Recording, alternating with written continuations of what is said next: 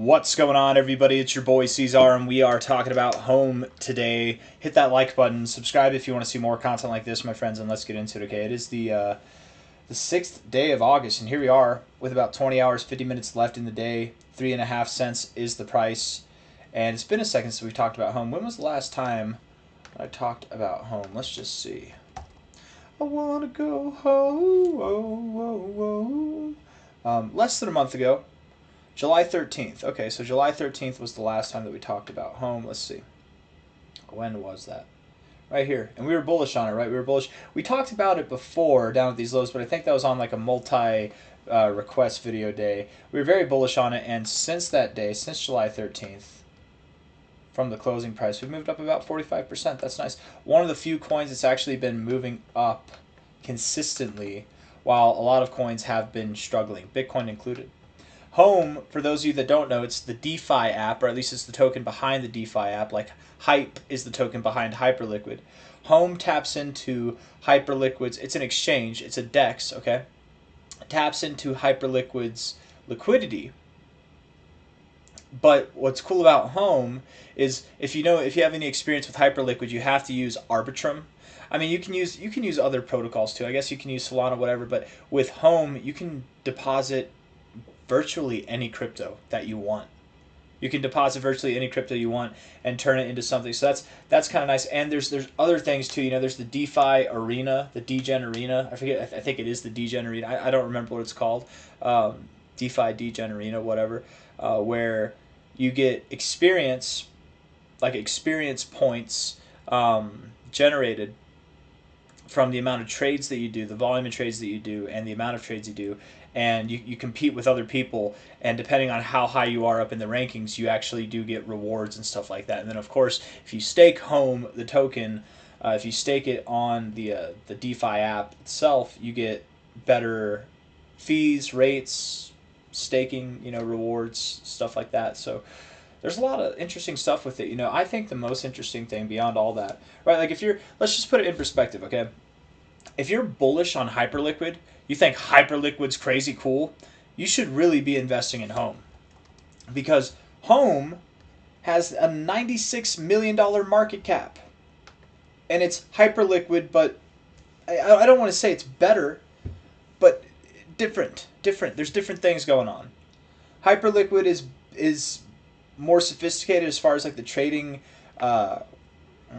user interface goes, I would say. But Home is good enough. I mean, it's pretty damn good. You look at Hyperliquid here, it's got a $12.5 billion market cap. Home is not even at 100 million.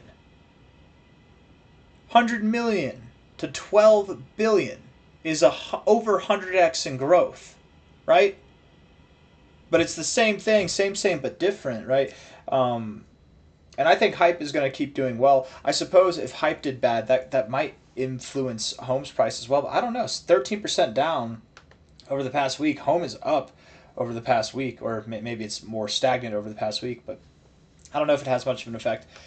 Getting away from the fundamental play there, looking at the price for what it is, I think that we do have a bit of a bearish setup with these highs looking the way that they do. It kind of reminds me of an M pattern, and we could go below this low here, maybe provide an opportunity to buy some more at cheaper prices, but that doesn't mean we have to. Maybe we're in the midst of an incomplete move up. You know what I mean? Maybe that's what happens. Here, I don't know. I'm actually looking for an example, and I can't find an example of this on this pattern, but I'm saying we could move up higher. Looking at the 1 hour time frame here, we do have lower lows in the RSI. We do have higher lows in the price. That is hidden bullish divergence. We're at an area that we've bounced from before. Not a whole lot of volume on the selling. A good bit of volume coming up, but we didn't have a lot of volume on this pump either. And we did have not bearish divergence, but a rejection off the overbought zone. Stochastics look bullish, they look bearish now, but they're postured in a bullish way if we can continue to move up. RSI is at an area to bounce. That's also a bullish setup, and the MACD is even at an area to bounce. So you've got a bullish setup. Just do something with it. Move up. Do something, man. Interesting inverse head and shoulders pattern there at the bottom. Did you see that measure move? Did it come to fruition? Let's see. Let's get a low to a high. Would it be this high? I think that is the high. Yeah, let's do that. Low to high here. You did. Wow. That measure move was perfect. Look at that, man. pinpoint, accurate. Can you see the inverse head and shoulders? Use your eyes, right? A little bit outside the box looking right here. Left shoulder, head, right shoulder, right? It's kind of like that. It's kind of ugly. It is a kind of ugly inverse head and shoulders pattern. You could say that's the right shoulder there, but I would say that's the neckline right there. Left shoulder, right shoulder, whatever. Let me delete that part. Oh, I guess I can't delete that part. Right, you see it? Do you see it now, Mr. Krabs? Can you see it? And you broke that, and that measure move literally took you right. I mean, that's exactly what you saw. You exacted that measure move. It was perfect. And now you're consolidating. But you have this kind of M-shaped look. What I will say is, if you get below 3.5 cents, I would very highly anticipate that you do see prices down at about 3.3 to 3.2 cents. You could even go all the way back down here. You do have a gap. And if you believe anything about gaps, if you believe that we're going to, fill a gap or do that or something like that, we could go back down to prices below 3 cents. Very, very possible. Man, the smoke in the air is killing me, man. There's a fire nearby where I live, and every time I breathe in, I can feel it. It hurts me. It hurts me. Asthmatics and smoke in the air does not agree. 4-hour time frame here. Rejecting the overbought, so not a good look. Stochastics look like they want to come down. MACD also looks like it wants to come down. So while the 1 hour looks good, the 4 hour actually looks bad, and that trumps it. I would say, I'm sorry. Yeah, so I had things wrong. I mean, here, wow, you've got an M within an M. Yes, if you get below 3.5 cents, you're going lower. But here's your more grandiose M pattern right there as well. If you get below... Oh, I'm very much under the impression now that we do get below this low here. I'm very much under the impression that we do go below 3 cents. And maybe we don't. We don't have to, but I'm just saying I'm a little bit more convinced now. If we get below 3 cents, we likely don't stop until where? Where would we stop? Let's line up some fibs here. Low to high. Low to high here, looking at the daily time frame. Low to high here.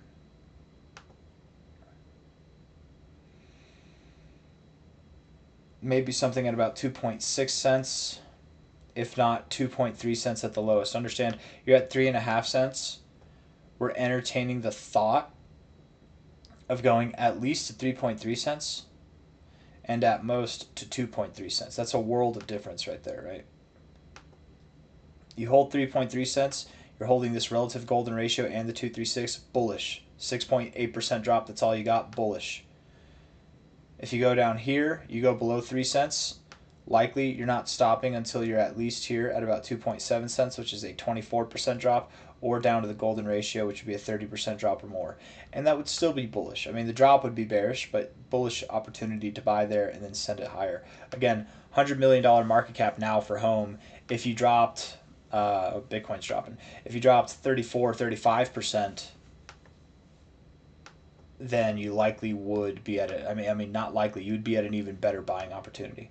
Inevitably, I do think home is going to continue to grow, right? Whether we find support here, we get a higher low, we find support down here, we get a lower low or an even lower low, whatever. I think it will continue to grow. We will see new all-time highs, and in a matter of no time at all, I think home will be worth, it's worth about just under $100 million now. I think that it'll be worth billions of dollars in market cap valuation soon enough, by the end of the cycle for sure. The average altcoin's expected to do a 20x from here. That would be about a $1.8, $1.9 billion market cap. I think this thing has $10 billion, $20 billion capabilities, even more than that.